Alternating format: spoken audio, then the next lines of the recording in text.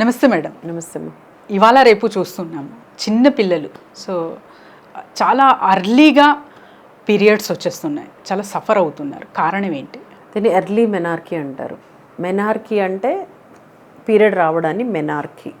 దాని తర్వాత మెనోపాస్. ఇవన్నీ మెన్ అంటే మెన్స్ట్రువేషన్ అని, మెన్ అంటే మెన్స్ట్రువల్ సైకిల్ని మెన్ అంటాం. సో మెనార్కీ అంటే when you get your first పీరియడ్ని మెనార్కీ అంటాం. యూజువల్గా ఎప్పుడు రావాలి?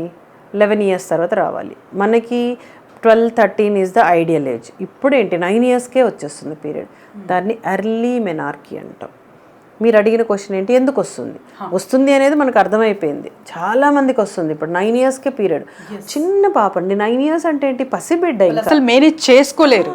సో ఆ స్టేజ్లోనే ఇవన్నీ చూస్తున్నారు. మేనేజ్ కాదు, వాళ్ళకి అసలు ఏంటో తెలీదు. ఇంకా ఇప్పుడు ఏంటంటే అలా వస్తుందని స్కూల్స్లో ఎర్లీగా వాళ్ళకి చెప్పడం 5th class నుంచే మొదలెడుతున్నారు. అవేర్నెస్ ఇస్తున్నారు. ఎందుకంటే వాళ్ళు భయపడిపోతారు కదా, ఏంటిది సడన్గా ఇట్లా అని. మనకి 12 years 13 years అనుకోండి, 7th 8th classలో కొంచెం మెచ్యూరిటీ ఉంటుంది, వచ్చినా పర్లేదు. ఇప్పుడేంటి ఇంత ఎర్లీగా రావడం?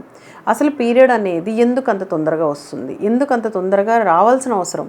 అగెయిన్ ఇక్కడ లైఫ్ స్టైల్. కొన్ని జెనెటికల్ కాజెస్ ఉంటాయి. జెనెటికల్గా అంటే చాలా తక్కువ ఎర్లీగా, కొంతమందికి ఫ్యామిలీలో ఇట్ రన్స్, కొంతమందికి లేట్, కొంతమందికి 15 yearsకి వస్తుంది. లేట్ అనేది late menarche. That is fine. అంటే ఫ్యామిలీలో రన్ అయితే మనకు వచ్చిన ప్రాబ్లం లేదు. ఫ్యామిలీస్లో వాళ్ళందరికీ మదర్కి 13 yearsకి వచ్చింది, గ్రాండ్ మదర్కి 14 yearsకి వచ్చింది. ఇక్కడ చూస్తే పాపకి 9 yearsకే వచ్చేసింది. This is because of the hormonal changes. అర్లీగా హార్మోనల్ చేంజెస్. మీరు చూస్తే బ్రెస్ట్ తొందరగా పెరిగిపోతుంది చిన్న చిన్న పిల్లలకి. ఎందుకు అంటే మనం తినే ఫుడ్. ఈవెన్ కడుపులో ఉన్నప్పటి నుంచే మనం రకరకాల ప్రాబ్లమ్స్లోకి, అంటే మదర్ తీసుకునే మందులు కూడా చాలా ఇంపార్టెంట్. అందుకని ఎట్లంటే అట్లా తీసుకోవద్దు, ఎక్కువ మెడికేషన్స్ తీసుకోవద్దు. జాగ్రత్తగా ఏదైనా మెడికేషన్ ఇచ్చినప్పుడు అది అసలు అవసరమా లేదా, దానివల్ల మనకి సైడ్ ఎఫెక్ట్స్ ఏంటి తెలుసుకొని తీసుకోవాలి. సో ప్రాణం అంటే కణం ఉంటుంది, కణాలు కదా ఇవన్నీ. అప్పటి నుంచే మనం జాగ్రత్త పడాలి ఈ పిండం మీద ఎట్లాంటి ఎఫెక్ట్ పడుతుంది అనేది. సో ఈ పాపకి తొందరగా వచ్చింది అంటే కారణాలు ఏమై ఉండొచ్చు? జెనెటికల్గా ఒకటైతే, మదర్ కడుపులో ఉన్నప్పటి నుంచి వేరే మందులు ఏమైనా వేసుకుంటే, లేదు ఈ పాప పుట్టిన తర్వాత పెరుగుదలలో అగెయిన్ ఫుడ్ ప్రాబ్లమ్స్, అంటే ఎక్కువ జంక్ ఫుడ్ తినడం మీరు చూస్తుంటారు. ఇప్పుడేంటి అసలు మొత్తం టీవీలు, లేకపోతే ట్యాబ్స్ ఇచ్చేస్తున్నారు. కిచెన్ కూడా క్లోజ్ చేసి స్విగ్గీ జొమాటో నడుస్తున్నాయి మ్యామ్. కిచెన్ కూడా క్లోజ్ అయిపోయి, కిచెన్ ఎక్కడ ఉంది అసలు? అంటే పిల్లలకు కూడా ఏం చేస్తున్నారు, మొబైల్ చూపెట్టేసేసి తిండి పెడుతున్నారు. ఎంత రేడియేషన్ ఎఫెక్ట్ అండి చిన్నపిల్లలకి. అంత రేడియేషన్ ఎఫెక్ట్ ఇట్లా పెట్టుకొని చూస్తారు పిల్లలు. అండ్ లేకపోతే ట్యాబ్, ఎప్పుడు చూసినా ట్యాబ్లో ఆడుతూ ఉంటారు, లేకపోతే టీవీలు. అంటే ఇవన్నీ కూడా they are acting on the brain. Brain ఏం చేస్తుంది, నెగిటివ్ హార్మోన్స్ని రిలీజ్ చేసేస్తుంది.